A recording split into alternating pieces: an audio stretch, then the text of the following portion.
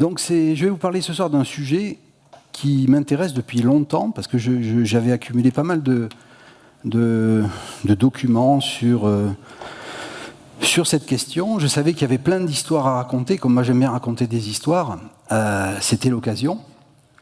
Alors je vais donc vous raconter l'histoire de la quête de la longitude. Alors c'est un problème dont actuellement tout le monde se fout complètement, comme de pas mal d'autres problèmes scientifiques, parce que c'est un problème qui est réglé depuis 2 siècles, et on utilise tout un tas d'appareils qui règlent ce problème et qui font que ce problème n'en est plus un. Mais il ne faut pas oublier que pendant quasiment toute l'histoire de l'humanité, savoir où on est sur Terre, c'était le principal problème des hommes. Et donc c'est la mémoire aussi de tous ces gens qui ont œuvré pour faire progresser la science et comprendre un petit peu tout ce qui se passait dans le ciel que je vais vous raconter cette histoire. En plus, elle est très belle, elle permet de raconter plein de trucs, vous allez voir. Donc j'ai décomposé cette conférence en 3 parties, disons. Au début, je vais vous parler de cartes et de comment on établit des cartes quand on n'a pas d'outils autres que sa tête. Ensuite, je vous montrerai que pour établir une carte sur la Terre, il y a 2 coordonnées. Il y en a une, c'est assez facile, vous allez voir. Et l'autre, c'est très difficile et il faut se doter d'un temps universel. Donc je vais vous expliquer ce que c'est et comment on le mesure et comment on a proposé tout un tas de méthodes pour se doter d'un temps universel. Vous allez voir que des fois c'est très compliqué, des fois c'est très simple. Et puis finalement, je vous présenterai la solution qui a émergé, on va dire, au milieu du XVIIIe siècle. XVIIe, XVIIIe siècle. Alors, la première carte connue, qui a été reconstitué, c'est pas on a ce dessin là, c'est pas du tout. D'ailleurs, je pense que c'est moi qui l'ai dessiné. À partir des indications qui sont reportées dans tout un tas de documents dont on dit que Anaximandre a dit que. Donc c'est une carte dans laquelle la Terre est plate. On est au VIe siècle avant Jésus-Christ. La Terre est plate, elle est entourée. Le monde connu est entouré d'un océan. Non, il faut que j'appuie si je veux avoir un pointeur. Voilà. Le monde connu est entouré d'un océan, d'accord. Il y a essentiellement 3 accès à l'océan, d'accord. Le détroit de Gibraltar qui s'appelait Caribe des Scylla à cette époque-là, ou peut-être un petit peu plus tard. Le Nil qui va dans l'océan, et puis le fleuve Phase qui est du côté de la Géorgie actuelle. Donc voilà la représentation du monde que se faisait Anaximandre. Alors, on a des informations, il donne des informations sur la forme que ça pouvait avoir. Tout le reste, c'est très. On doit avoir 4 ou 5 phrases qui permettent de reconstruire ce dessin. Donc après, vous pouvez le retrouver partout. Mais disons que c'est la première fois qu'on a une carte. C'est la carte la plus ancienne, documentée, qui décrit un petit peu le monde dans lequel on se trouve.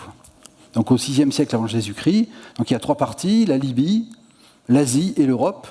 Et chacune de ces parties est séparée par un fleuve, d'accord, et entourée par un océan. Donc là, il n'y a pas tellement de problèmes de positionnement, etc. C'est juste une description. 5 siècles plus tard, 6 siècles plus tard, on a pas mal avancé. Et voilà la première carte, on va dire, moderne de l'humanité. C'est l'œuvre de Ptolémée. Alors Ptolémée, il ne faut pas confondre Ptolémée Claude et Ptolémée Soter. Claude Ptolémée, c'est un alexandrin qui vivait au IIe siècle après Jésus-Christ. Ptolémée Soter, c'est celui qui a fondé la dynastie des Lagides, dont je vais vous reparler, parce que dans mes conférences, je parle toujours des Lagides. C'est celui qui a fondé la dynastie des Lagides, qui a commencé par Ptolémée Soter et qui a terminé par la copine de César, vous la connaissez, Cléopâtre. Et c'est là que pratiquement tout s'est passé. Et la synthèse de toutes ces connaissances accumulées sous le règne des Lagides a permis à Ptolémée et à divers autres géographes d'établir cette carte. Alors si on regarde la carte qui est ici, on voit que c'est déjà beaucoup mieux. D'accord ? Donc déjà la Terre est plus plate, elle est ronde. D'accord ? La Terre est devenue ronde à peu près juste après Anaximandre. C'est les pythagoriciens qui ont proposé ça, par différentes méthodes. C'est pas si facile que ça de montrer que la Terre est ronde. Et les arguments qu'ils ont proposés ont convaincu les gens. Alors rassurez-vous, hein, elle est redevenue plate juste après. Les chrétiens n'ont pas cru à la Terre ronde, et donc Indicopleust, au 5e siècle, dit que la Terre est plate, et que l'alternance du jour et de la nuit est due au fait que le Seigneur, dans sa grande mansuétude, ferme tous les soirs la porte du tabernacle qui enserre la Terre plate. Vous voyez, ça fait une méthode. Hein. Donc, il était beaucoup plus intelligent à cette époque-là, et vous voyez que c'est quand même assez précis. Hein. Si vous regardez un petit peu en détail, vous avez des contours qui sont pas trop mal. Là, c'est la mer Noire. Là, vous avez l'Inde. Là, ça va même un petit peu plus loin que l'Inde. Alors, en haut et en bas, là, il y a marqué Terra Incognita. On ne sait pas trop ce qui se passe là. On a des gens qui savent faire des voyages sans voir la mer, sans voir la terre. À cette époque-là, et jusqu'à peu près à la Renaissance, il n'y avait aucun marin qui acceptait de faire un voyage dans lequel il ne voyait plus la terre. D'accord ? Alors, il y avait des capitaines qui prenaient des marins dans les bars qui étaient complètement défoncés à la bière, ils les mettaient dans les bateaux, et puis ils se barraient, et puis là, ils n'avaient plus le choix, les marins. Mais hein, si on discutait avec les marins ne voulaient pas monter dans les bateaux, ils se rebellaient, quoi. Plus voir la terre, c'était quasiment un signe de mort. Hein. D'accord ? On avait détecté à cette époque-là, essentiellement les marins lagides, hein, ils avaient détecté des routes qui permettaient de rejoindre avec des vents, au mois de mars notamment, des vents qui permettaient d'aller directement de là jusqu'à là sans perdant de vue la Terre. Alors si on fait des zooms sur des régions de cette carte, tout ce que vous pouvez chercher carte de Ptolémée sur Internet, vous allez voir, hein, au moins vous avez un point d'entrée, vous allez voir que c'est vraiment, c'est pas mal. Hein. Alors ça c'est le nord de l'Europe. Ça, c'est l'Espagne et le Portugal. Alors, j'ai mis des représentations Google Maps correspondantes. Vous voyez que, bon, c'est pas mal, mais c'est pas terrible non plus. D'accord ? Oui, je voudrais attirer votre attention sur le fait qu'il y a des coordonnées. Hein. Il y a des coordonnées de latitude et de longitude. Hein. On va définir ce que c'est un petit peu plus tard. Donc, c'est déjà présent à cette époque-là, hein, depuis très longtemps. Et puis, quand on regarde un petit peu dans le détail, on voit que ça ressemble un petit peu. Vous voyez que l'Islande... D'accord, est tout à fait mal positionné. D'accord, il y a vraiment un problème de longitude là. L'Angleterre aussi est très très mal positionnée. La forme de la mer Baltique là, ça va pas du tout. L'Espagne, bon, bah, ça va. Et puis là, on se demande ce que ça vient faire ici. Hein, d'accord. Lisbonne n'est pas au bon endroit. Enfin bon, il y a essentiellement des problèmes de longitude sur ces cartes. Il n'y a pas trop de problèmes de latitude. Il y a essentiellement des problèmes de longitude. Alors, comment on fait pour faire ces cartes ? D'accord ? Bien, Ptolémée vous l'explique. Si vous savez lire le grec, d'accord, ben vous pouvez lire ça. Ou alors vous achetez le traité de géographie de Claude Ptolémée, traduit en français par l'abbé Alma, d'accord, dédié au roi, donc tout va bien. Et donc c'est très joli. Moi j'adore les textes. J'adore voir des textes écrits en grec. C'est très très joli. Et puis alors là, vous avez la version française. Hein. Alors si vous allez à la bonne page, hein, c'est la page 14 dans le chapitre 4, vous avez l'explication de comment il faisait pour mesurer les coordonnées géographiques d'un lieu. D'accord ? Alors il faut comprendre hein, ici, donc vous voyez, en fait, il vous explique que les cartes ne sont pas très précises. C'est pas parce qu'on manque de méthode, c'est parce que la méthode en question, qui consiste à mesurer l'heure du début d'une éclipse de lune en différents lieux, et de noter l'heure du début, comme l'éclipse se produit à la même heure dans le ciel, hein, vu de la Terre, la différence d'heure entre le début de l'éclipse, c'est essentiellement, si vous avez une heure locale dans la ville où vous observez l'éclipse, eh bien la différence d'heure où vous observez l'éclipse, c'est une différence de longitude. Parce qu'en fait, la différence de temps, c'est une différence de longitude, comme je vais vous l'expliquer. Donc Ptolémée, au IIe siècle après Jésus-Christ, utilisait les éclipses de lune. Ptolémée et tous ses prédécesseurs, hein, disons, depuis 4 siècles, on utilisait les éclipses de lune pour avoir un temps universel. Hein, c'est ça qui fixait un événement universel qu'on observait depuis la Terre à différents instants, à différentes heures locales. Et les différences d'heures locales entre les différents lieux où on observait ces éclipses sur la Terre nous donnaient la différence de longitude. D'accord ? Donc c'est très bien expliqué. Alors c'est le résultat de... Dans Ptolémée, c'est la synthèse, hein, la grande synthèse mathématique, l'Almageste. C'est le résultat de plusieurs siècles d'histoire. Hein. Donc si vous voulez faire ça, il faut pouvoir prédire les éclipses. Et pour prédire les éclipses, il faut pouvoir prédire le mouvement de la Lune. Et donc il faut que vous soyez constant, il faut que vous soyez conscient qu'à cette époque-là, Et depuis 3 siècles, essentiellement depuis le 3e siècle, 2e siècle avant Jésus-Christ, les Grecs savaient mesurer la taille de la Terre, hein, c'est l'expérience d'Ératosthène, mais ils savaient aussi mesurer, donc l'expérience d'Ératosthène, j'en parle pas, puisque tout le monde sait ça à Florence, hein, si vous avez un puits, un chameau et un bâton, vous mesurez le rayon de la Terre. C'est une expérience qui est très simple à faire, je vais la faire dans 3 mois ou dans 2 mois, là, avec des écoles élémentaires. Si vous cherchez des trucs à faire en astronomie, je peux vous mettre en contact avec des écoles en Afrique et vous pouvez mesurer le rayon de la Terre avec un bâton, un porte-manteau. Vous pouvez faire ça à partir du niveau CM2, ça marche très très bien et c'est très intéressant.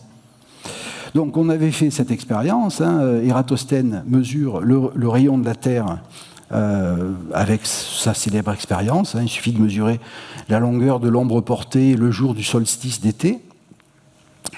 Et puis vous êtes dans cette configuration géométrique, vous avez le rayon de la Terre. Une fois que vous avez le rayon de la Terre, eh bien vous pouvez réfléchir. Et c'est ce que fait son collègue Aristarque de Samos. Alors je vais vous montrer un peu ce qu'il fait parce que personne ne le sait, tout le monde s'en fout, et c'est absolument extraordinaire. C'est un mec qui a réussi à calculer la distance à laquelle se trouvait la Lune. Au IIIe siècle avant Jésus-Christ. Comment il a fait? Alors ce n'est pas par des méthodes de parallaxe. On peut faire ça, mais c'est très peu précis. Regardez cette méthode et essayez de la reproduire. Vous allez voir, c'est fabuleux. On devrait apprendre ça à l'école chaque année. Et pourtant, personne ne connaît Aristarque de Samos. Première observation, il observe qu'en 1 heure, la Lune se déplace de son diamètre. Ça, c'est facile, hein, vous vous allongez dans l'herbe, vous regardez la Lune, vous regardez les étoiles qui sont derrière, et puis vous attendez 1 heure et vous voyez que les étoiles sont déplacées, enfin, tout s'est déplacé, mais vous voyez que la Lune s'est déplacée aussi de son diamètre en 1 heure. Donc la Lune a une trajectoire dans le ciel, et elle se déplace de son diamètre en 1 heure. Ok ? Ensuite, une éclipse de Lune, c'est quoi ? C'est la Lune qui rentre dans l'ombre de la Terre. Donc Aristarque vous dit, l'ombre de la Terre, je vais supposer qu'elle est cylindrique. C'est pas vrai, hein, mais en première approximation, ça ne doit pas être complètement faux, parce que le Soleil est très loin, où je fais cette hypothèse. Donc en fait, j'ai une ombre qui est cylindrique, et je peux mesurer la durée d'une éclipse. J'utilise ma montre, hein, ou mon téléphone portable, et puis je calcule le temps que va durer la totalité de l'éclipse. Donc le début de la totalité, c'est quand on est là. Et la fin de la totalité, c'est quand la Lune sort de l'ombre. Donc c'est là. Et donc vous voyez par ce graphique, ce schéma, que vous mettez 3 lunes dans l'ombre de la Terre. D'accord ? Puisque une éclipse dure 2 heures, ça c'est ce qui mesure, d'accord ? Et qu'en 1 heure, l'ombre de la Lune se déplace de son diamètre, par ce simple petit raisonnement, vous en déduisez que vous mettez 3 lunes dans la Terre. Et donc Aristarque en déduit que la Lune est 3 fois plus petite que la Terre. D'accord ? Le diamètre de la Terre, c'est 3 fois le diamètre de la Lune. Ok ? C'est déjà pas mal. Ensuite, puisque vous connaissez le diamètre de la Terre, puisque vous avez un pote qui s'appelle Ératosthène, et que vous savez que la distance parcourue par le centre de la Lune, hein, quand la Lune est là, le centre de la Lune, pour aller de là jusqu'à là, d'accord, ça va être 3 heures. Donc la Lune met 3 heures pour parcourir le diamètre, le centre de la Lune met 3 heures pour parcourir la distance correspondant au centre de la Terre, au diamètre de la Terre. Mais vous connaissez le diamètre de la Terre, l'autre il l'a mesuré. Donc vous connaissez la distance qu'on parcourt pendant un certain temps. Donc vous connaissez la vitesse de la Lune. D'accord ? C'est le rapport des deux. Alors avec les unités modernes, on trouve 1 km par seconde. Mais si vous connaissez la vitesse de la Lune, vous savez aussi que la Lune fait un tour de la Terre en 29 jours. Si vous dites que cette orbite, c'est un cercle, et que vous dites que ce cercle est pour périmètre 2π fois le rayon, d'accord ? Vous savez la distance qui est parcourue en 29 jours, et vous en déduisez le rayon de la circonférence en question qui représente la distance de la Lune. Il fait le calcul et il trouve un truc genre 450 000 km. Moi, je trouve ça incroyable. C'est un mec avec rien. Bon, il a quand même un téléphone portable, 2-3 trucs que tout le monde possède. Il mesure il mesure la distance de la Lune avec une précision de l'ordre de quelques pourcents. Enfin, c'est absolument fabuleux. C'est absolument fabuleux. Donc tous ces mecs-là savaient mesurer la distance de la Lune, la vitesse de la Lune, ils étaient super forts en Lune. D'accord ? Et donc c'est pas étonnant qu'ils étaient capables de prévoir les éclipses de Lune. Il y en a à peu près une tous les 6 mois. Et donc c'est pas étonnant qu'en se mettant en différents endroits, en envoyant des gens en mission le soir où il y a une éclipse de Lune, ils disent tu vas mesurer le temps auquel apparaît l'éclipse de Lune, et en compilant tous ces temps, on va mesurer des distances et des longitudes. Voilà comment ils faisaient dans l'Antiquité. Alors, rentrons un petit peu dans les détails.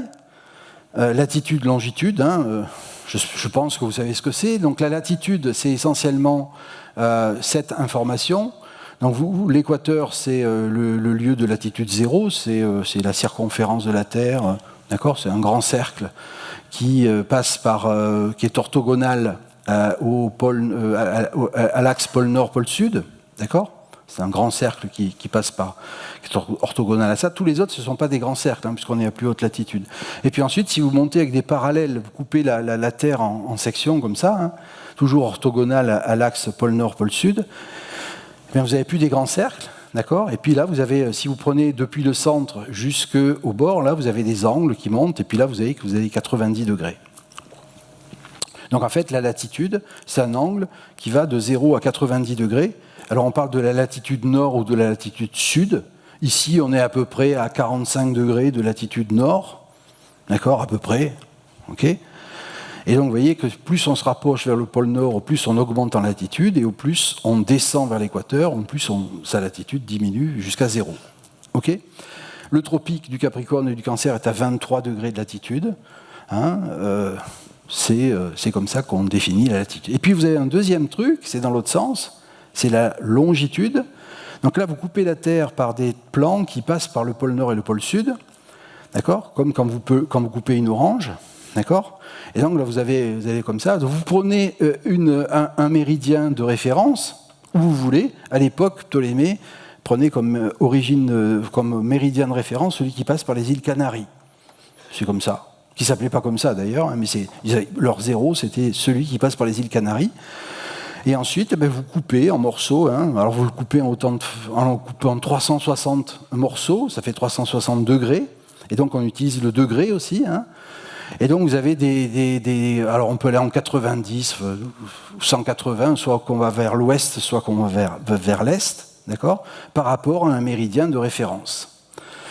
Et donc, comme la Terre tourne sur elle-même, vous comprenez que la différence entre deux longitudes, là, il y a le fait que la Terre tourne autour de l'axe pôle nord, pôle sud, ça ne va pas influencer la mesure de la latitude. Par contre, on voit que la mesure de la longitude, c'est essentiellement une mesure de temps. Pour mesurer la latitude, c'est facile. Comment on fait ? Toujours un peu d'astronomie.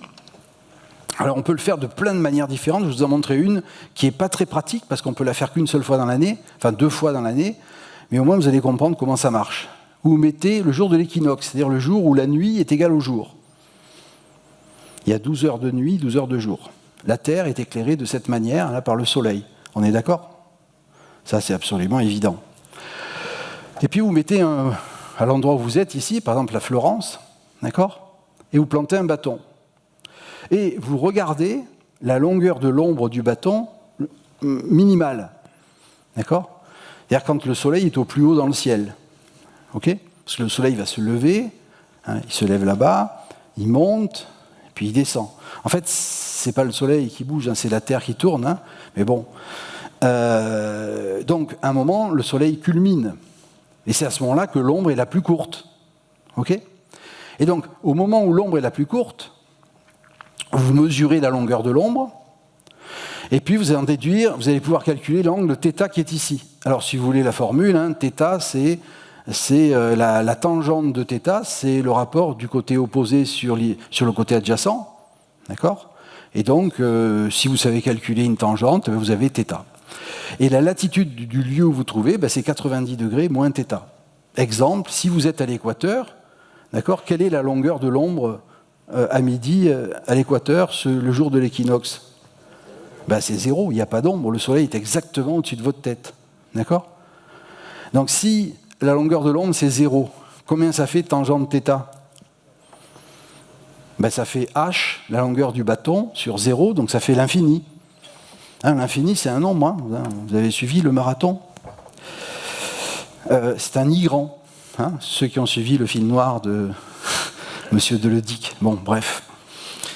Donc si tangente θ égale plus l'infini, ça veut dire que θ égale à 90 degrés. Et donc 90 degrés moins 90 degrés, ça fait 0 degré, donc vous êtes sur l'équateur, puisque l'équateur, c'est le lieu de latitude 0. OK? Donc ça marche. Je vous encourage à faire cette expérience. Hein, le jour de l'équinoxe, vous dites, je pose un jour de congé, et je vais mesurer la latitude du lieu où je me trouve. D'accord? Plantez un bâton, vous mesurez la hauteur du bâton, vous mesurez la longueur de l'ombre, la longueur minimale de l'ombre, et vous en déduisez la latitude, et ensuite vous vérifiez que vous êtes bien au bon endroit, indiqué par Google, par exemple, qui vous donne ce truc. J'espère qu'il va y avoir... Tout le monde va être en congé le jour du prochain équinoxe. Bon, la latitude, c'est facile. Alors ça, c'est une expérience qu'on peut faire qu'un seul jour dans l'année. Il y a plein d'autres techniques pour le faire, n'importe quand. D'accord? Si vous avez un pote qui se trouve sur le même méridien que vous lui dites qu'il fasse la même expérience que ça, et la différence entre les deux angles que vous allez trouver, c'est la différence de latitude entre les deux lieux. Et avec la différence de latitude entre les deux lieux et quelques autres expériences, vous en déduisez votre latitude. Donc la mesure de la latitude, c'est facile, avec un bâton et un soleil, vous en sortez. Alors ensuite, ça c'est la méthode archaïque et très ancienne, qui ne demande aucun moyen. Quand vous avez des moyens et que vous fabriquiez des cadrans à pinules ou des cadrans à alidades ou des astrolabes planisphériques, eh bien là vous pouvez mesurer la hauteur du soleil dans le ciel par rapport à l'horizon, vous pouvez mesurer la hauteur de la lune, etc. Et là avec ces informations, la latitude c'est facile. Donc mesurer la latitude c'est très facile. C'est pour ça que sur toutes les cartes, même celles des Grecs, il n'y a pas d'erreur de latitude parce que c'est facile à mesurer. Je répète, faites cette expérience de mesurer la latitude de votre lieu, au moins vous allez comprendre ce que vous faites. Et quand vous allez dire quelque chose, vous allez être fier de pouvoir l'expliquer et tout ça. Il faut toujours faire ça, quoi. Les gens, ils utilisent des mots, bon, faites cette expérience. La longitude. La longitude, c'est plus compliqué. Hein. On a dit qu'il fallait couper la Terre en morceaux comme ça. Et puis donc là, c'est 0 degré, le méridien de référence. Et puis 30 degrés, c'est un petit peu plus loin, etc. Et donc vous voyez que si sur le méridien de référence, il est minuit, 30 degrés de longitude plus loin, il va être 2 heures. Pourquoi? Parce qu'un tour, ça fait 24 heures.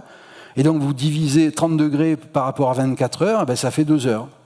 Et donc, 1 degré de longitude, ça fait 4 minutes de temps. D'accord? Et ça fait, sur l'équateur, 111 km. D'accord? En fait, la longitude, c'est du temps ou c'est une distance à l'équateur par rapport à une référence. OK?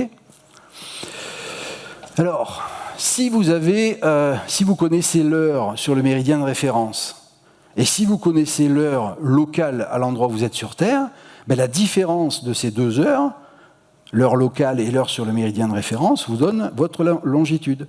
Par exemple, vous savez que il est 23 heures, et si vous savez que sur le méridien de référence, il est 22 heures, vous avez 1 heure de différence, vous avez 30 degrés, 15 degrés de longitude de différence. Si vous avez la latitude, vous savez exactement où vous vous trouvez sur la Terre, par rapport au méridien de référence. OK? Problème, comment vous faites pour savoir qu'il est minuit sur le méridien de référence? Maintenant, c'est facile. Vous avez un pote qui habite à Greenwich, vous l'appelez, vous lui dites quelle heure il est. D'accord? Alors, il va vous dire l'heure qui est légale anglaise, qui n'a plus rien à voir avec tout ça, parce que maintenant, on a tout changé, etc. Mais il peut mesurer l'heure en regardant des choses astronomiques. Et donc, il peut mesurer l'heure, il peut vous dire l'heure qu'il est. Vous faites la même expérience là où vous êtes. Mais c'est parce que vous êtes capable d'interagir avec quelqu'un grâce à un téléphone. Mais si vous n'avez pas de téléphone, comment vous faites? C'est le bordel. Donc, actuellement, c'est très facile, mais à l'époque, jusqu'à très peu de temps, c'était très difficile, voire impossible, pendant très longtemps. Jusqu'à peu près au XVIe siècle, on se sert de l'instant des éclipses, comme je vous l'ai expliqué, parce que, en fait, tous les moyens qu'on avait pour garder le temps à la surface de la Terre ne supportaient pas le déplacement. Qu'est-ce qu'on avait pour garder le temps sur Terre? On avait essentiellement des clepsydres, des horloges à eau. On avait des sabliers qui sont un petit peu plus évolués. La différence entre les clepsydres et les sabliers, c'est que l'écoulement est plus uniforme. Enfin, bon, je ne vais pas rentrer dans le détail des garde-temps, enfin de ceux-là. Ensuite, vous avez les cadrans solaires. Ça mesure le temps. Les horloges hydrauliques, à Athènes, il y avait sur la grande place, il y avait de l'agora, il y avait une horloge hydraulique, un truc qui tournait, qui était alimenté par des esclaves, c'est toujours pratique. On savait exactement l'heure qu'il était. Et puis ensuite, ça n'est qu'à partir du milieu du 15e, 16e siècle qu'on a développé des horloges mécaniques à balancier qui supportaient un petit peu plus d'être déplacées. Si vous la déplacez tout doucement, sans la brusquer, etc., vous allez pouvoir conserver l'heure. Mais vous voyez qu'il faut la conserver pendant des centaines de kilomètres, si vous voulez mesurer les différentes longitudes. Parce qu'en fait, vous allez transporter l'heure de votre méridien de référence en un endroit, et ensuite vous allez conserver cette heure, ça va être l'heure du méridien, et vous allez mesurer l'heure différente au lieu local. Et donc c'est à partir de 1500 qu'on va pouvoir commencer à envisager de transporter des garde-temps et donc de faire des vraies mesures de longitude.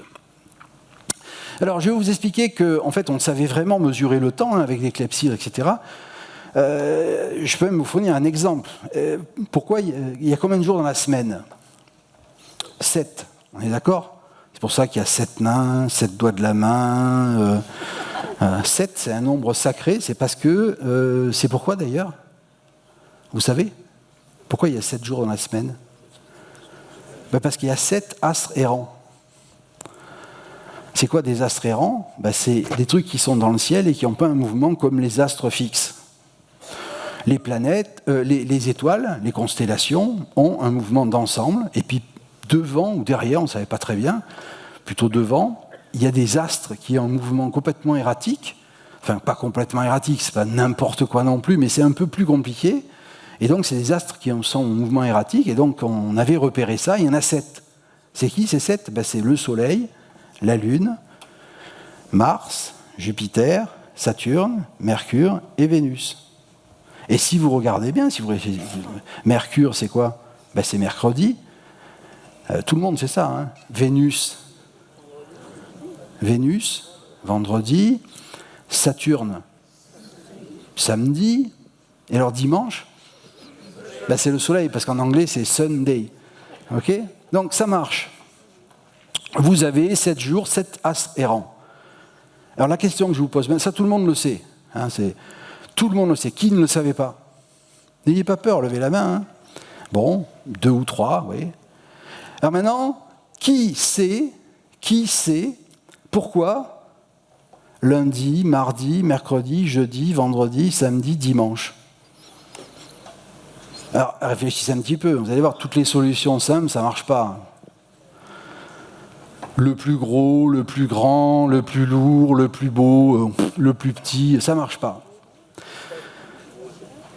Vous allez voir que ça vient d'une mesure du temps. Donc, le nombre de jours de la semaine, c'est le nombre d'astres errants, ça c'est les Babyloniens, ça fait 3000 ans avant Jésus-Christ que ça avait été décidé. Et puis l'ordre des jours, c'est les Alexandrins. C'est les Alexandrins, donc sous les Ptolémées, d'accord? Et donc ils les classent en fonction du temps qu'ils mettent pour revenir, ces astres errants, au même endroit. Donc en fait, c'est les périodes de rotation autour de la Terre, et donc autour du Soleil, c'est pareil. Donc celui qui met le plus de temps pour faire un tour autour du Soleil, c'est Saturne. Ensuite, c'est Jupiter. Ensuite, c'est Mars. Ensuite, c'est le Soleil, puisque la Terre met 1 an pour faire le tour du Soleil, donc ça fait 1 an. Ensuite, Vénus met un peu moins d'1 an. Mercure, soit 88 jours. Et puis la Terre, 28 jours autour de la Terre. Donc en fait, c'est le temps que mettent ces astres errants pour revenir au même endroit dans le ciel. Donc voilà un classement. Mais vous voyez que ça ne marche pas. Parce que sinon, ça ferait samedi, jeudi, mardi, dimanche. Ça serait plus simple, mais ce n'est pas comme ça. Alors comment on obtient lundi, mardi, mercredi, jeudi, vendredi avec cet ordre-là? Vous avez un temps. Je vous ai dit que dans ces villes, Alexandrie notamment, Athènes aussi, vous aviez des gens qui étaient chargés de mesurer le temps pour que tout le monde ait le temps. Ça s'appelait des garde-temps. Ils avaient des horloges mécaniques, des horloges hydrauliques. Et donc il y avait des mecs qui mesuraient le temps, l'écoulement du temps, et le jour était divisé en 2 fois 12 heures. Pourquoi 12 C'est parce que ça a beaucoup de multiples, etc. Et ils basent 60. Bon, ça fait très longtemps qu'on utilise ça. Donc on avait décidé que le jour était divisé en 2 périodes de 12 heures. Il y avait 12 heures de jour et 12 heures de nuit. Ça fait que les heures n'étaient pas égales, si vous suivez bien, parce que la durée du jour, c'est pas égal à la durée de la nuit, sauf le jour de l'équinoxe. Donc c'est des mecs, ils avaient du boulot.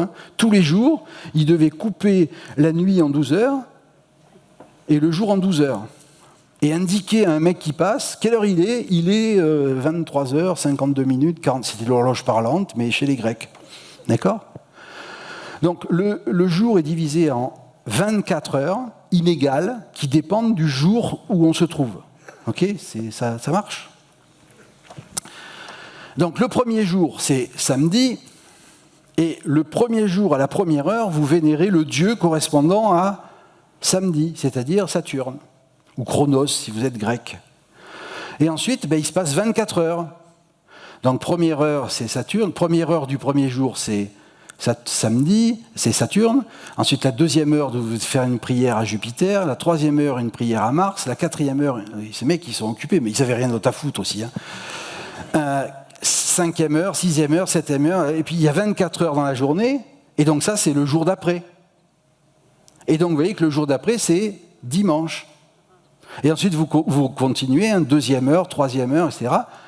Et vous tombez 24 et 20 jours d'après, lundi. Et c'est pour ça que samedi, dimanche, lundi, etc. C'est une histoire d'algèbre modulaire, 24 modulo 7. Tout simplement, c'est encore des maths. Qui savait ça ? Ah oui, vous n'êtes pas venu pour rien. Alors maintenant, je vous engage à raconter cette histoire. Si vous êtes invité à un dîner chez la comtesse je ne sais pas quoi, quand c'est à votre tour de prendre la parole, vous dites « Est-ce que vous savez pourquoi lundi est après dimanche ?» etc., etc. Et puis là, vous aviez 2 minutes pour raconter votre histoire.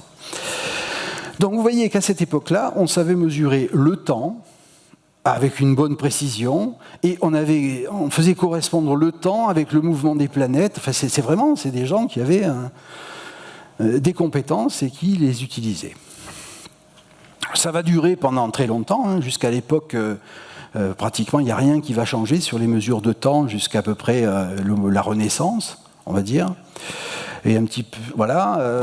D'ailleurs, quand on regarde un petit peu les voyages qui ont été faits, alors les grands voyages à la Renaissance, on voit que ces grands voyages qui sont résumés sur ce truc-là correspondent exactement au vent. D'accord ? Vous voyez que c'est essentiellement des voyages qui ne s'éloignent pas de la Terre. Et puis quand on s'éloigne de la Terre, c'est parce qu'on suit des vents qui vous poussent direct. Alors ces vents qu'on appelle les alizés, on sait maintenant pourquoi ils existent, ils sont très stables, c'est le résultat de la force de Coriolis, c'est dû à la rotation de la Terre. C'est des vents qui sont très stables, qui sont toujours présents, et donc si vous les prenez, vous retombez toujours au même endroit. Si vous les prenez du même point, vous retrouvez toujours au même endroit, c'est une sorte d'autoroute qui vous pousse le vent dans les voiles. Donc, vous voyez que les navigations côtières se font en restant près des côtes, et puis les navigations hauturières, en dehors des côtes, se font en suivant les vents dominants. Mais on ne sait pas où on est. Et donc, pour savoir où on est, il faut trouver un temps universel.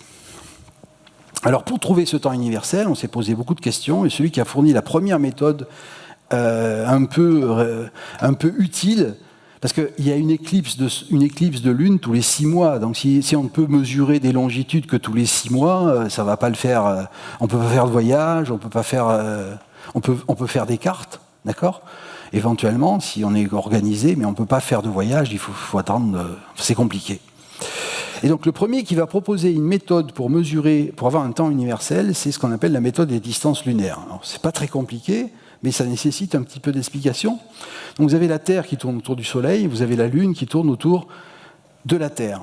Et vous avez les constellations, le ciel, les étoiles fixes qui sont à l'infini. Et si vous êtes sur la Terre, et quand vous regardez dans la direction du Soleil, d'accord, vous avez toujours des constellations qui sont dans la... En fait, c'est ce qu'on appelle le plan de l'écliptique, ça. Et donc, toutes les constellations qui sont dans le plan de l'écliptique, ce qu'on appelle les constellations du zodiaque. Et donc en fait, le Soleil parcourt en un an toutes les constellations du zodiaque. C'est un truc dont se servent les astrologues. C'est comme ça qu'on établit votre signe astrologique. Ok ? Et donc ces constellations sont aussi des constellations dans lesquelles se déplace la Lune, puisque la Lune évolue dans ce même plan, à quelques degrés près. Et donc la Lune, le Soleil et la Terre, enfin depuis la Terre, la Lune et le Soleil sont devant les constellations du zodiaque. D'accord ? Et donc si vous êtes capable d'établir une carte, une sorte de livre, dans lequel vous allez donner l'angle, d'accord, entre la Lune et le Soleil, où la Lune et des étoiles qui se trouvent dans les constellations du zodiaque, toutes les heures dans un lieu de référence, d'accord, eh bien vous avez un temps universel. Si vous êtes capable, sur un bateau au milieu de la mer, de mesurer la distance angulaire entre la Lune et cette même étoile qui est dans votre almanach, eh bien vous allez avoir la différence d'angle entre les deux, ça va vous donner la longitude. D'accord ? Voilà la méthode proposée par Werner en 1514. C'est une méthode théorique, d'accord ? Pourquoi c'est théorique ? Parce qu'en 1514, prévoir l'orbite de la Lune, c'est très délicat, puisque l'orbite de la Lune, c'est à peu près n'importe quoi. Alors, c'est pas n'importe quoi, ça oscille autour de plein de trucs, mais si on veut une mesure précise, à moins de 10 degrés de longitude, il faut avoir une mesure précise de la Lune. La taille de la Lune, c'est un demi-degré. Donc si vous n'avez pas un demi-degré, ça commence à faire déjà beaucoup. D'accord ? Puis il faut voir la Lune, c'est pas tous les soirs qu'on la voit. Ensuite, il faut faire ses mesures, et puis il faut comparer avec l'almanach, il faut que l'almanach soit bien fait. Enfin bon, ça nécessite tout un tas de choses qui sont très difficilement accessibles. D'accord ? Et donc, la méthode théorique est proposée, et elle va commencer à être mise en application, elle va motiver tout un tas de gens. À partir du moment où on a la méthode, les gens vont développer tous les outils nécessaires pour utiliser cette méthode. Et puis, deuxième chose qui apparaît, très peu de temps après, c'est Galilée découvre qu'il y a des satellites autour de Jupiter. Et ces satellites, vous voyez, tournent autour de Jupiter avec un mouvement très régulier. Et alors là, vous avez une horloge. Par exemple, le premier satellite, Io, met 42 heures pour faire un tour. D'accord ? Et donc ça veut dire que toutes les 42 heures, vous avez une éclipse de Io. Et donc si vous faites un grand livre dans lequel vous dites sur tel méridien, les éclipses de Io vont se produire tel jour à telle heure, tel jour à telle heure, tel jour à telle heure, et que vous êtes à un endroit et que vous mesurez que l'éclipse que vous observez avec votre lunette astronomique se produit à une autre heure, la différence des 2 heures, c'est votre longitude par rapport à la référence. En fait, on se sert de cette horloge que constitue, c'est un mouvement régulier, temporel, c'est une horloge qu'il y a dans le ciel. Si vous êtes capable d'observer ce mouvement, vous êtes capable de mesurer la longitude du lieu où vous vous trouvez. Si tant est qu'on vous ait donné l'almanach dans lequel on vous dit, voilà, tel jour à telle heure, sur le méridien de référence, l'éclipse de Io se produit à 22h50. D'accord ? Donc ça nécessite un travail astronomique au préalable. Alors Galilée comprend tout de suite que c'est un outil, parce que la quête de la longitude, ça faisait longtemps qu'elle était lancée, vous allez voir pourquoi.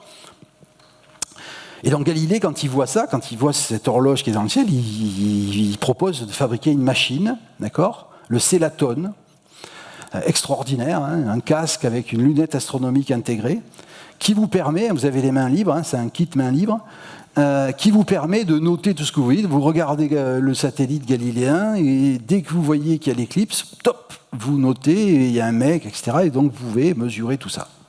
Il essaye de le vendre aux Italiens. Les Italiens, ils n'en veulent pas, ils nous emmerdent. Il ne faut pas qu'on va mettre un truc comme ça sur la tronche, d'ailleurs la tête qu'on a.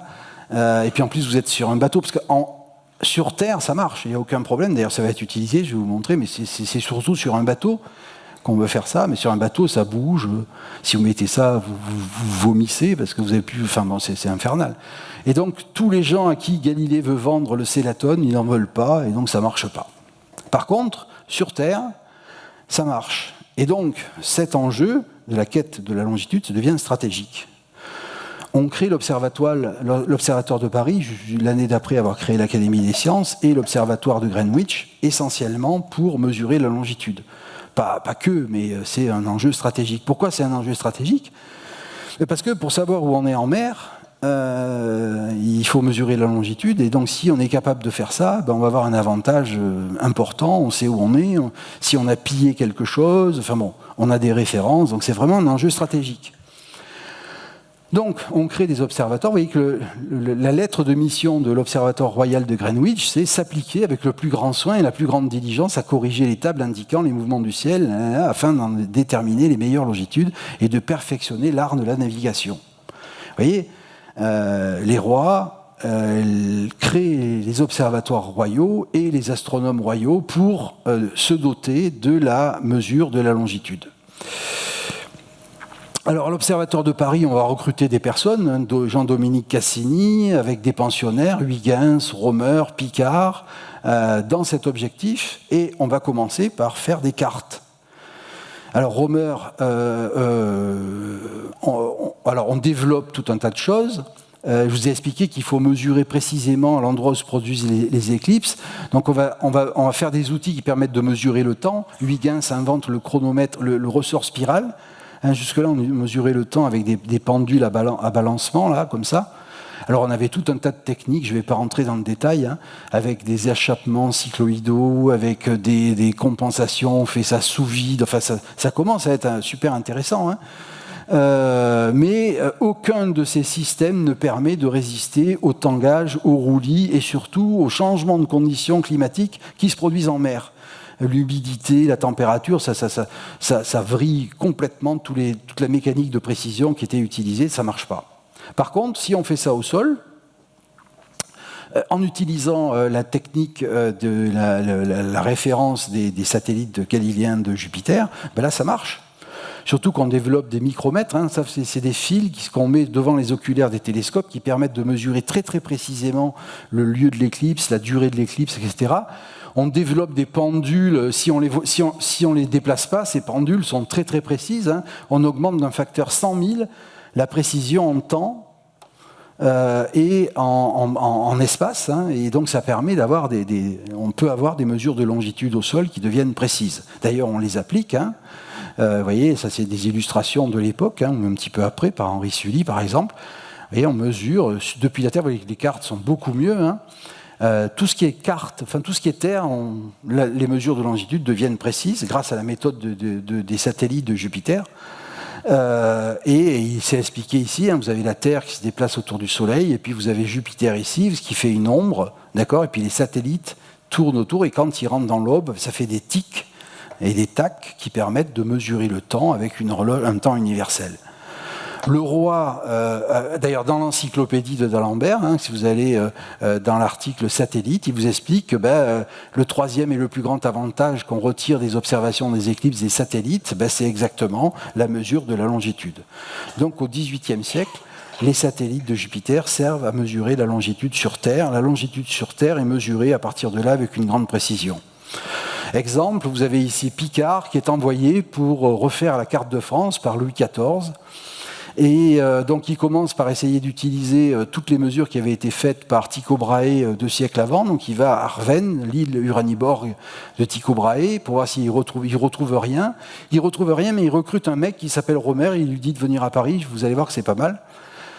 Et puis il revient en France et avec avec l'AIR, avec tout un tas d'associés, ils font des mesures de longitude en France, un peu partout, et ils corrigent la carte de France. Vous voyez, avant la France c'était ça, d'accord ? Et puis c'est devenu le truc plus noir, d'accord ? Et donc Louis XIV s'écrie « Ces messieurs de l'Observatoire m'auront retiré plus de territoire que tous mes ennemis réunis ». Vous voyez que l'erreur était quand même importante, Bayonne s'est pas mal déplacé, Lyon, Pierre Thomas a été transporté comme ça de une centaine de kilomètres instantanément, simplement parce que des astronomes ont mesuré la longitude en utilisant les satellites de Jupiter. C'est une mesure qui est très précise, on a un temps universel, tout va bien. Par contre, ce n'est pas utilisable en mer, puisque vous ne pouvez pas mesurer en mer ce genre de choses, ça bouge trop, même avec le truc de Galilée. ce monsieur Romer, qui est revenu à Paris pour travailler à l'Observatoire de Paris, il n'a pas fait que de mesurer la longitude, il a eu aussi une idée.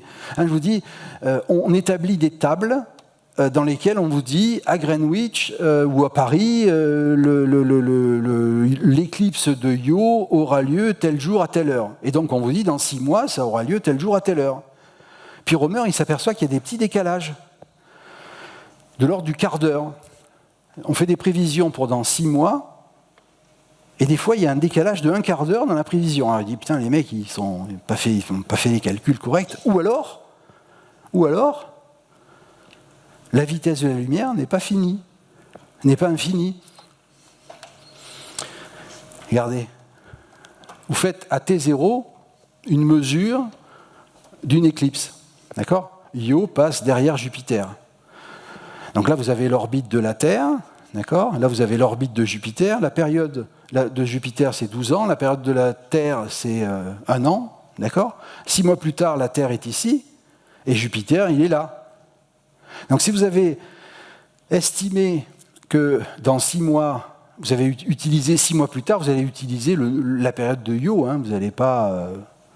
vous allez donner T0 plus N période de Io, et vous allez prendre N pour que ça fasse 6 mois. D'accord ? Donc c'est ça qu'il y avait dans les éphémérides. Et donc Romer s'aperçoit qu'il y a des décalages, et ce décalage, c'est simplement parce que le temps que la lumière traverse cette distance supplémentaire correspondant à 2 fois l'unité astronomique, ça prend un certain temps, ça fait 16 minutes, et donc on a le quart d'heure en question. Or, là j'ai fait un truc pour que vous compreniez bien, parce que là, si vous suivez bien, vous voyez bien qu'on ne peut pas observer Jupiter sur la Terre quand on est dans cette configuration, parce qu'en fait, c'est en plein jour. D'accord ? Ok ? Mais bon, si vous faites un truc d'ici et un truc là, vous avez un petit peu moins que 16 minutes, et vous comprenez que en constatant des retards dans cette mesure dans cette prédiction des éclipses de Io, Romer a postulé pour la première fois que la vitesse de la lumière devait être finie et a donné un ordre de grandeur de sa valeur.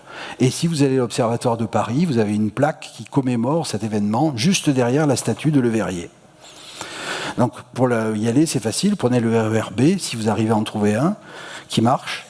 Vous descendez à Port-Royal, et là, vous montez les escaliers, vous allez tout droit pendant 100 mètres, vous avez la grille de l'Observatoire de Paris, vous avez Le Verrier qui est comme ça, ouais, j'ai trouvé Uranus, j'ai trouvé Neptune, et juste derrière, vous avez cette plaque que j'ai photographiée, qui vous explique que c'est à cet endroit que Romer a mesuré qu'il y avait un décalage de temps dans la prédiction des tables de Cassini. Alors, pendant ce temps-là, en Angleterre, les astronomes royaux font ce qu'on leur a dit de faire, d'accord ?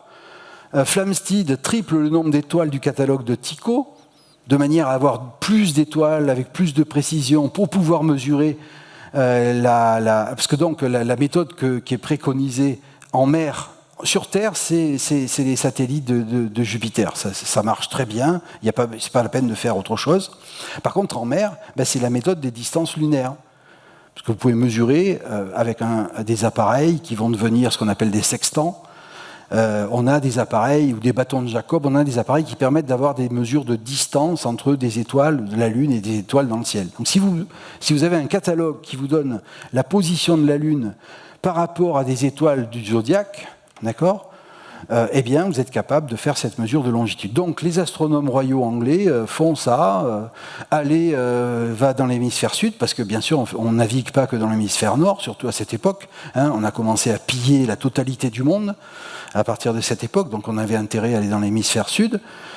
Il y avait énormément de corsaires, et donc on était d'autant plus intéressés que les corsaires reviennent à bon port, et donc ne se trompent pas de port, parce que vous imaginez, le mec, il ne sait plus où il est, et il se retrouve à La Rochelle, alors que c'est un Anglais.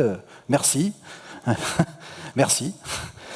Non, mais ça arrivait, hein. Les mecs, vous arrivez en mer, vous ne savez pas où c'est, quoi. Vous arrivez, et puis en fait, non, c'est dommage. Mais ils ne savaient vraiment pas où ils étaient, quoi. D'accord ? Donc c'était vraiment très important. Et puis, Bradley, à l'occasion de toutes ces études, mesurer les distances, etc., s'aperçoit que la position des étoiles varie en fonction des saisons, et donc il comprend que c'est un effet du mouvement de la Terre autour du Soleil. Enfin bref, on fait des progrès en astronomie parce qu'on cherche à comprendre et à mesurer la longitude. Alors les affaires vont se gâter vraiment. En 1707, ça va être le truc qui va faire déborder le vase, hein, d'accord ? En une seule nuit, vous avez entre 1400 et 2000 morts dans un seul naufrage. Hein, vous avez 4 bateaux, un l'Eagle, l'Association et le Remay et le Firebrand, qui coulent quasiment tous au large de l'Angleterre. Hein. C'est les îles Sorling ou les îles Scilly, si vous préférez. Donc là, vous avez un récit. Ça, c'est la photo Google Maps, ou Google, je sais pas quoi, enfin, c'est Google, quoi. Donc, c'est des toutes petites îles, hein, d'accord ? Et donc, il n'y a pas du tout de lumière en 1707. Maintenant, il y a des phares et tout ce que vous voulez. Et donc là, vous avez des rochers qui sont à peu près 3-4 mètres sous l'eau, d'accord ? Et donc, si vous arrivez là en bateau, bien chargé parce que vous avez pillé la moitié du globe de tout ce que vous voulez, et que vous rentrez chez vous pour aller en Angleterre, parce que vous êtes anglais, vous mourrez là, quoi. 2000 morts en une seule nuit. Même l'amiral Chauvel est mort. Alors il y a tout un tas d'histoires, hein, je vous laisse les vérifier. Il aurait réussi à regagner la rive, mais en arrivant sur la rive, il y avait des gens qui arrivaient là, qui ont vu arriver un mec habillé en bleu comme ça, ils se demandaient dans quel club il jouait. C'est pas Leeds ou le PSG ou je sais pas quoi, puis il n'y avait pas de numéro. Comme il était à moitié mort, ils lui ont coupé les doigts pour lui prendre ses bagues. Et juste celle qui a fait ça l'a dit juste au moment où elle est morte. Et effectivement, on a retrouvé la bague de l'amiral. Bon, bref, il y a tout un tas de légendes. C'est vraiment un épisode tragique de la marine anglaise. Hein. Ils ont perdu 4 gros bateaux remplis de tout ce que vous voulez, simplement parce qu'ils ne savaient pas où ils étaient. Alors c'est même pire, il y en a un, il a dit, mais ça sent bizarre ici, ça sent comme chez moi, parce qu'en fait, je sais pas, ça doit puer, ils doivent faire du cassoulet ou je sais pas quoi. Donc ça se sent quand on arrive près des Sorlingues, il va y avoir des crabes ou je sais pas quoi. Le mec il a dit, mais ça sent comme chez moi ici. Et alors si un marin disait quelque chose qui était, alors l'amiral a dit, mais non, on est là en train de naviguer pour arriver, je sais pas quoi, tu fermes ta gueule. Et le mec s'est fait jeter par-dessus bord. Parce que c'était un acte de mutinerie hein, que d'aller contre les calculs de l'amiral. Et en fait, il avait raison. Donc, après cet épisode tragique, la reine d'Angleterre décide de produire le Longitude Act. Donc c'est la reine Anne d'Angleterre, voilà, elle dit « Salut les gars, je vais vous filer... pas mal de moulas si vous êtes capable de me dire exactement où on se trouve par un procédé ou par un autre et une méthode qu'on pourra appliquer en mer. » Et donc, elle propose de filer 20 000 livres, ce qui correspond à peu près à 1 million d'euros, hein, c'est une somme colossale, d'accord, à quelqu'un qui pourrait produire une méthode qui pourrait déterminer la longitude avec une erreur inférieure à 30 000, c'est-à-dire 56 km, soit 0,5 degrés. Et puis un petit peu moins si c'est 74 km, 40 000, et puis encore un peu moins, mais c'est déjà pas mal, hein, 10 000 livres.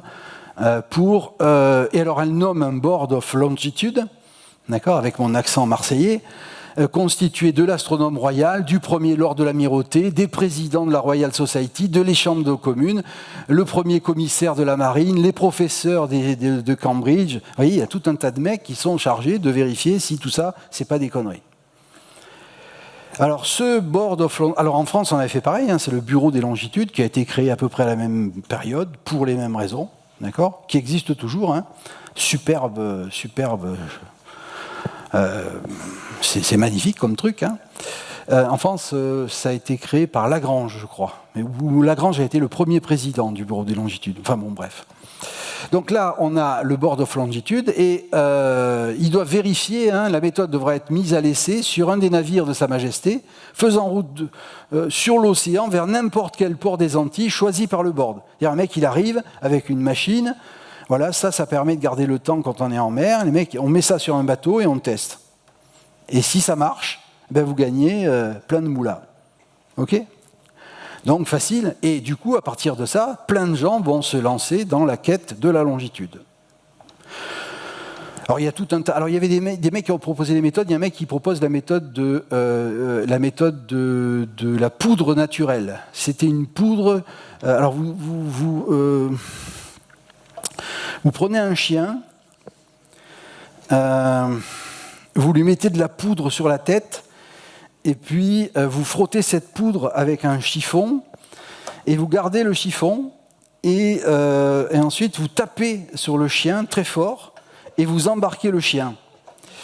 Et quand vous tapez sur le chiffon au porc, le chien aboie. C'était une poudre magique, hein. Et donc, comme vous êtes au port, vous avez l'heure. Et donc vous dites, je vais taper sur le chiffon tous les jours à midi. D'accord? Et donc, quand le chien va aboyer en mer, vous saurez qu'il est midi au port. Et donc, si vous savez quelle heure il est sur votre bateau, vous avez la différence de longitude. Et apparemment, il y a un mec qui a tenté d'avoir le prix de la longitude avec cette méthode de la poudre magique. Ça marchait moyen. D'accord? Donc, il y a des mecs qui ont essayé, hein. Et puis, celui qui a réussi, c'est un modeste horloger, John Harrison, qui avait déjà fait pas mal d'horloges, hein. À cette époque-là, il y avait plein d'horlogers qui fabriquaient des horloges qu'on mettait sur les places du village. Il y avait tout un tas de gens qui savaient faire ça. Huygens avait proposé des méthodes pour faire des horloges. On avait des horloges comptoises, hein, des trucs avec des balanciers, etc. Le problème, c'est que tout ça, ça ne résiste pas quand on va en mer. On avait des horloges, des montres à gousset, si vous voulez, mais ça ne résistait pas en mer, essentiellement parce que les conditions, les changements de température, de pression et d'humidité qu'on a sur un bateau font que les montres ne marchent plus, ou ont une dérive qui font que le temps n'est pas gardé. Et donc, il a fallu développer spécifiquement des montres qui résistent à tout ça. Et la première montre qui a résisté à tout ça, c'est H1, hein, on les appelle HN, avec N varié de 1 à 5. Donc la première, c'est H1, qui est magnifique, d'accord ? Et alors la grande idée de Harrison pour fabriquer ce truc-là, c'est de ne pas avoir de balancier, parce que ça ne marche pas. C'est pas avoir de ressort, parce que ça se grippe, etc. C'est d'avoir des engrenages en bois exotiques, alors du padouk ou du gaillac, qui sont des bois d'abord très durs, et puis qui sécrètent une huile très fine, qui n'encrasse pas le mécanisme. Donc il a fabriqué des engrenages en bois exotique, qui n'avaient pas besoin de lubrifier, qui se lubrifiaient tout seuls et dont les caractéristiques ne variaient pas en fonction de la pression et de la température. Deuxièmement, il a fait un système de pendule avec un ressort qui était suffisamment stable pour résister au roulis et au tangage. Et troisièmement, il avait la grande idée, hein, parce que tous les mécanismes qui étaient fabriqués se dilataient dans tous les sens. Hein. Vous avez quand même en mer des grandes variations de température. Et donc si vous fabriquez des trucs en acier ou en métal, pas en acier à l'époque, mais en métal, ça se dilate. Et si ça se dilate, ça se dérègle, ça se bloque, etc.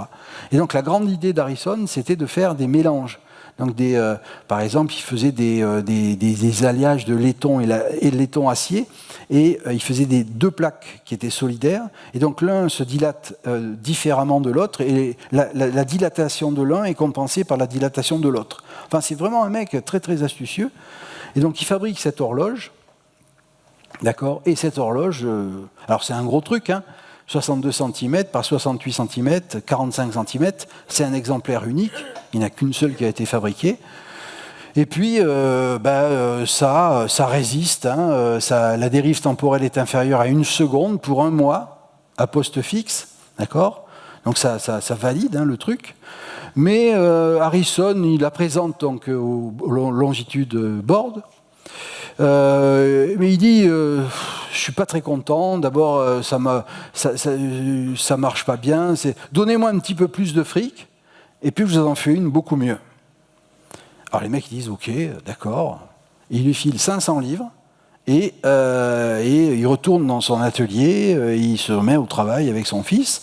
Puis il revient quelques années plus tard avec une deuxième H2 qui est encore plus précise, d'accord. Elle est encore plus robuste, parce que la première n'était pas hyper robuste, hein. Elle marchait bien à poste fixe, elle dérivait de moins d'1 seconde en 1 mois, alors que la plupart des autres montres dérivaient de plusieurs minutes par jour, hein.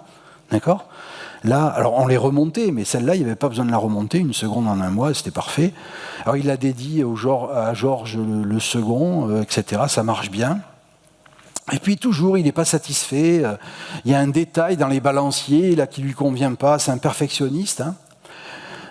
Pour le moment, il est soutenu par les astronomes du longitude board. Halley, par exemple, qui était à longitude board, c'était un mec qui était super sympa. C'était un des copains de Newton. Newton il était sur la fin de sa vie à cette époque-là. Halley avait beaucoup d'estime pour Harrison, bien que ça soit un roturier et puis ça soit pas un astronome, parce que la plupart des gens pensaient que la solution du problème des longitudes allait être apportée par la méthode des méthodes du calcul de la distance lunaire. D'accord ? Vous faites des éphémérides de la Lune. Et puis vous proposez des cartes du ciel, et puis une horloge, c'est pas une méthode digne de l'astronomie, c'est pas une méthode scientifique, une horloge. Donc Harrison n'était pas très bien vu par les scientifiques, sauf Halley qui l'aimait bien. Sauf que Halley, il va disparaître, d'accord ? Il va être remplacé par des gens qui vont être beaucoup plus suspicieux vis-à-vis de Harrison. Alors, en plus qu'Harrison était perfectionniste, donc il demande un petit peu d'aide et de soutien pour réaliser une troisième horloge. Le board lui dit « Ok, mais tu nous files H2 là, qu'on puisse l'étudier », parce qu'en fait, il n'avait pas dit comment il avait fait, donc il regarde, c'est super, ça marche bien. Et puis, 19 ans plus tard, d'accord, 19 ans plus tard, il fabrique ce bijou dans un coffret magnifique. Voilà, la H3. Et alors là, H3, ça marche, impeccable. Vous pouvez la jeter par terre, vous pouvez la mettre sur un bateau qui coule et qui revient. Enfin, il lui arrive rien du tout, quoi. Rien du tout, ça marche parfaitement. Alors H3 marche, mais il ne s'arrête pas là. En même temps, il développe des montres comme ça, des chronomètres de marine, beaucoup plus petits. Ça fait quelques dizaines de centimètres, une dizaine de centimètres. C'est des vrais bijoux. Il fait ça avec des orfèvres. Et alors là, c'est pareil, ce sont des montres qui tiennent tout ce que vous voulez, vous pouvez les jeter, ça tient le temps de façon remarquable. Donc vous la mettez à l'heure de l'endroit où vous partez, d'accord ? Vous la conservez dans une boîte, ou pas, dans votre poche, et puis vous avez l'heure de l'endroit où vous êtes parti. Si vous êtes capable de mesurer l'heure à l'endroit où vous êtes, et ça, vous regardez par exemple le moment, quelle heure il est midi, c'est le moment où le soleil est au plus haut dans le ciel, et bien la différence... S'il est midi ici et que l'endroit où vous êtes parti, il est 2 heures, vous avez 2 heures de décalage et donc vous savez où vous êtes en longitude. Et grâce à ces montres, on pouvait le faire. Donc voilà toutes les horloges H1 de H1 à H5 avec les échelles de temps les échelles de taille qui sont respectées. D'accord ? Vous voyez que les dernières sont toutes petites. Par contre, ça vaut une fortune. C'est des exemplaires uniques. Alors qui vont être démocratisés, bien sûr, ensuite, mais à cette époque-là, c'est des exemplaires uniques. Il les dédie au roi parce que il sent qu'il va avoir besoin d'aide. Au début, il s'en fout, il fait ça pour le plaisir presque, et puis à la fin, il se dit quand même, j'aimerais bien... Et puis il commence à demander l'aide. Alors, vous voyez que jusqu'à H1, H2, il y avait Halley qui soutenait, et puis ensuite Bradley et Maskelyne, surtout, ils n'aimaient pas du tout imaginer le fait que ce soit un horloger qui gagne le prix de la longitude, parce que c'est pas de la science, c'est de la mécanique. Qu'est-ce que c'est que ce truc-là ? Il faut que ça soit une méthode astronomique, et donc il faut développer l'astronomie, et les horlogers, ils vont se faire voir. D'accord ? Alors, les montres d'Harrison sont quand même testées. D'accord ? On envoie H4, la montre à gousset, l'avant-dernière. On la met dans un bateau, le voyage... Alors tout ce que je vous raconte est tiré de plein de livres. Il y en a qui sont très illustrés, il y en a qui sont très détaillés techniquement, etc. Mais c'est un vrai régal. Et puis vous avez à Greenwich des expositions, vous pouvez voir, si vous passez par là-bas, vous pouvez les voir, ces montres, c'est magnifique.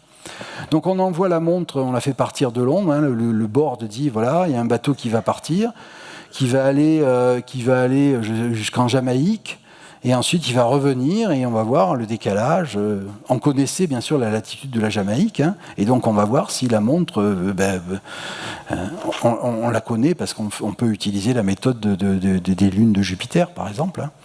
Et donc on embarque la montre, et la montre marche de façon 5 secondes en 81 jours, donc c'est largement au-delà de toutes les choses qui avaient été exigées par le Longitude Act. D'accord ?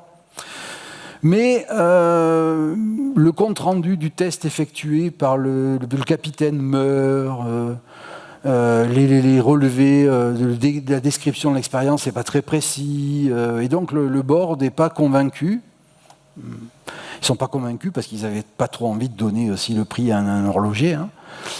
Donc c'est jugé insuffisant. Donc on attribue 1500 livres pour une invention d'unité considérable pour le grand public, mais quand même pas pour le longitude act. Alors que le truc avait été, ce qui a été demandé, c'est plus le truc, il a pourri le score, quoi. Hein, d'accord ? Et donc, il va refaire un deuxième test, le second test avec des relevés plus précis. Le capitaine ne va pas mourir dans le voyage. Hein. Il va revenir avec un autre bateau et tout va être consigné. Donc là, à part Maskelyne, mais Maskelyne c'est quand même l'astronome royal, donc si vous avez ça contre vous, voilà, c'est dommage. Maskelyne dit mais non, les mesures sont fausses, et puis le résultat que vous avez trouvé c'est pas ça, puis j'ai vu cette montre, elle est nulle, etc. Et donc on promet à Harrison la moitié du prix, au lieu de 20 000, on lui dit on va te filer 10 000, et puis finalement on lui attribue en 1764, hein, alors que le voyage avait été fait que plusieurs mois avant. Et puis on lui dit, pour que tu aies l'autre moitié du prix, il faut que tu nous montres comment tu fabriques tes montres, il faut que tu nous donnes tous les droits, enfin il faut que tu voilà, les mecs, donc Harrison il n'est pas prêt à accepter ça, quoi, d'accord ? Et donc il y a un conflit entre le longitude de Borde et Harrison, à tel point que Harrison va faire intervenir le roi, d'accord ? Donc vous voyez, vous avez un portrait de Harrison qui arbore H4, la montre qui a gagné le prix de la longitude, d'accord ? Et Maskelyne, l'astronome royal qui ne voulait pas qu'on attribue le prix de la longitude à un horloger, mais qui voulait qu'on l'attribue à un astronome. Donc le Borde est très réticent à partir du moment où Maskelyne devient astronome royal.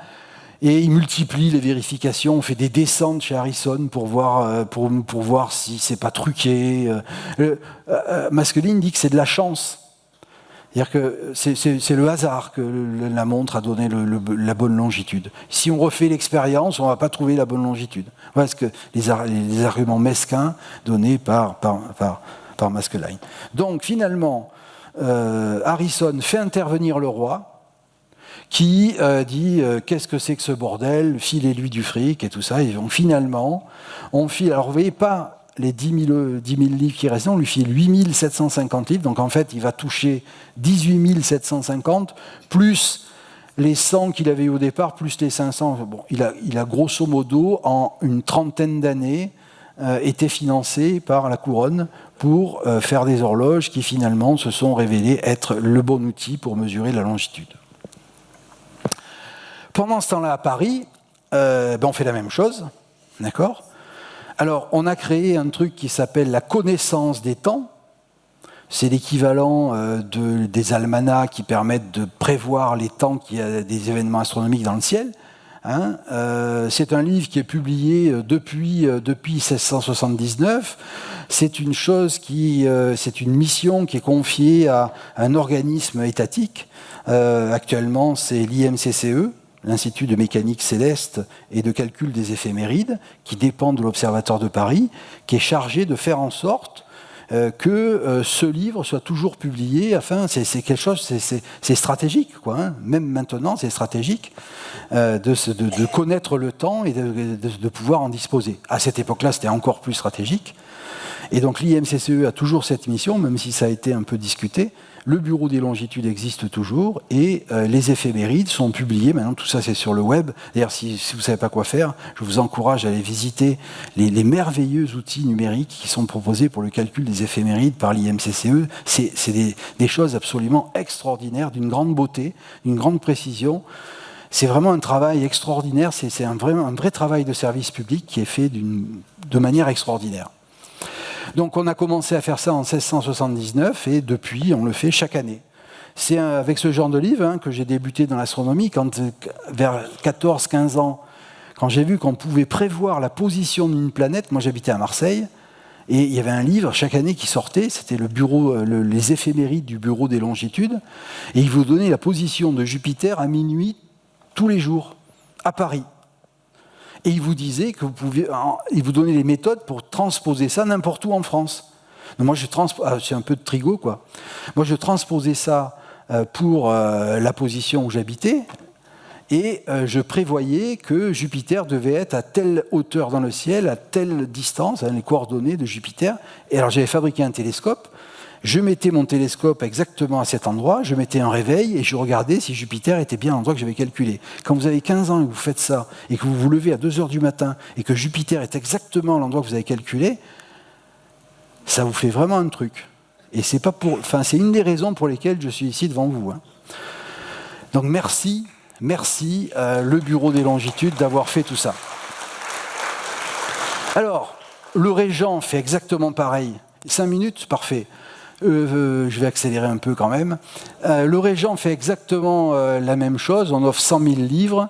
On envoie partout des académiciens pour mesurer la Terre, en Laponie, au Pérou. Je ne vous raconte pas l'histoire de la Laponie parce que sinon on en a pour 23 heures. Mais c'est aussi un truc extraordinaire. Et puis, on fait Lacaille, Borda, des almanachs nautiques. Et on fabrique aussi en France des montres un petit peu moins bien que celles de Harrison, mais qui marchent pas mal quand même. Donc, on a nos montres, nos chronomètres de marine, donc le problème est réglé. Pendant ce temps-là, les astronomes ne se laissent pas faire et on étudie le problème des 3 corps, tout un tas de livres qui s'appellent Théorie de la Lune, l'axe de la Terre, etc., Théorie de la Lune. On cherche vraiment à avoir une théorie qui va nous prévoir l'orbite de la Lune. Pourquoi ? Mais parce qu'on veut prévoir la position de la Lune dans le ciel par rapport aux étoiles fixes. Et donc, c'est des gros calculs pour l'époque, puisque c'est le problème à 3 corps. Et là, celui qui va résoudre le problème le plus exactement possible, c'est Lagrange, par la méthode de variation des constantes. Et en inventant la mécanique analytique, il va sauver la mécanique céleste. Et à partir de là, on a des méthodes très précises qui permettent... Mais on avait déjà les chronomètres de marine. Alors, il faut aussi développer des instruments qui permettent de mesurer les distances entre la Lune et les étoiles. Donc, on avait déjà des octants. Qu'est-ce que c'est qu'un octant ? C'est un appareil qui est comme ça. Donc vous visez quelque chose avec cette... Là, vous avez des pinules comme ça. Et ensuite, en mesurant ici, vous avez les angles. Et puis, un petit peu plus tard, on va avoir des sextants. Alors un sextant, c'est quoi ? C'est un appareil comme ça. Vous pointez, par exemple, l'horizon. Et puis, vous pointez l'horizon. Et puis... par un petit mouvement, vous ouvrez un petit clapet, et par un petit mouvement, vous arrivez à voir comme ça la hauteur du Soleil. Vous amenez le Soleil sur l'horizon, et une fois que vous secouez le truc comme ça pour être sûr que le Soleil rase bien l'horizon, donc c'est assez précis. Et ensuite, là, vous mesurez l'angle correspondant à l'élévation du Soleil sur l'horizon. Et donc, avec un instrument comme ça, vous mesurez la distance entre l'horizon et le Soleil, ou la distance entre le Soleil et la Lune, etc., avec une précision remarquable. Et si vous avez des éphémérides qui vous disent où doit se trouver la Lune à Greenwich, et si vous mesurez où se trouve la Lune à l'endroit où vous êtes, vous avez la longitude. Et donc, le problème est résolu. Alors, il reste à définir... le méridien de référence, vous savez que ça a été un problème, donc il y avait 2 méridiens de référence, essentiellement un français et un anglais. Celui de Ptolémée, on l'avait oublié, bien sûr, Canaries, mais qu'est-ce que c'est que ce truc ? C'est soit Greenwich, soit Paris. Alors vous savez que ça a posé des problèmes. Vous voyez le capitaine Haddock en train de faire des mesures de longitude avec son sextant. Et vous savez que dans le trésor, le secret de la licorne, ils ont eu un problème de longitude. Ils ont trouvé les coordonnées, latitude et longitude du trésor de Rackham-le-Rouge. Ils vont sur place. Le professeur Tournesol avait fabriqué un requin. Ils vont et puis il n'y a que dalle. Et alors là, ils comprennent. Mais oui, j'ai compris. En fait, la bonne référence, puisque le capitaine Haddock, son ancêtre, il avait utilisé comme référence le méridien de Paris, et eux, ils avaient pris pour le méridien de Greenwich, parce que vous savez que maintenant, c'est le méridien de Greenwich qu'on utilise. Alors pourquoi on utilise le méridien de Greenwich ? Parce qu'il y a eu une décision, d'accord ? À la conférence internationale de Washington en 1884, on a dit, alors on choisit quoi ? Les Canaries, Paris ou Greenwich ? Donc il y a eu un vote. Il y a eu 2 pays qui se sont abstenus. Il y en a un qui a voté contre, et tous les autres, 26, qui ont voté pour Greenwich. Alors, qui a voté contre ? Non.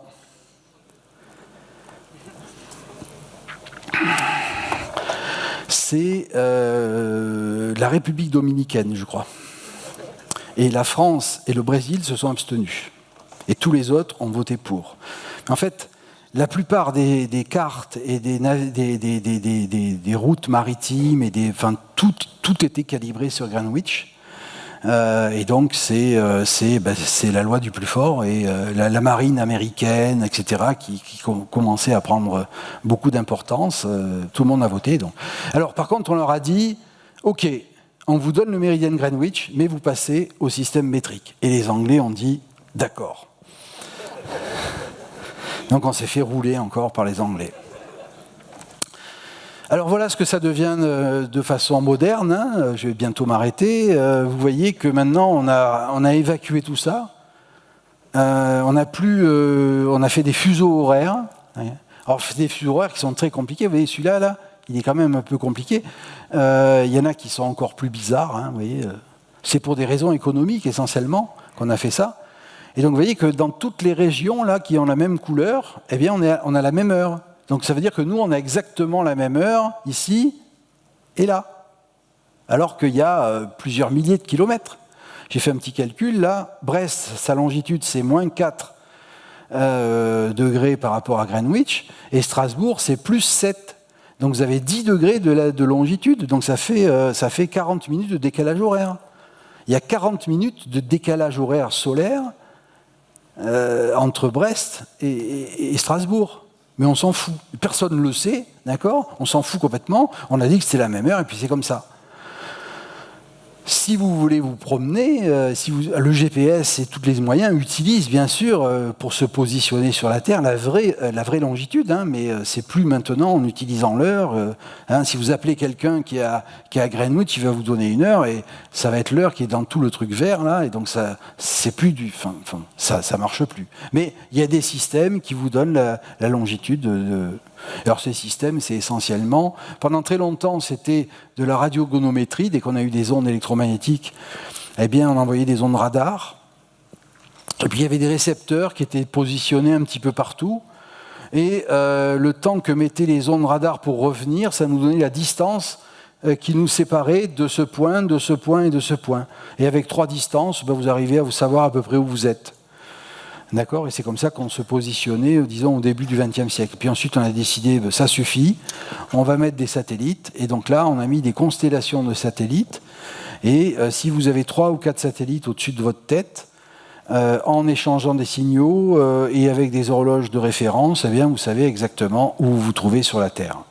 Le problème, c'est que si ça tombe en panne parce qu'il y a un gros orage solaire ou je ne sais pas quoi, ou parce qu'on oublie de savoir comment on fait. Vous savez qu'on ne sait plus faire les centrales nucléaires parce qu'on a jeté les plans, parce qu'on dit, il y a un mec qui appuie sur un bouton, puis il y a une centrale nucléaire qui pousse. On ne sait plus retourner sur la Lune, etc. Mais si on oublie si on arrête de faire tout ça, on ne saura plus faire ça. Tout ça, c'est fragile, hein, d'accord ?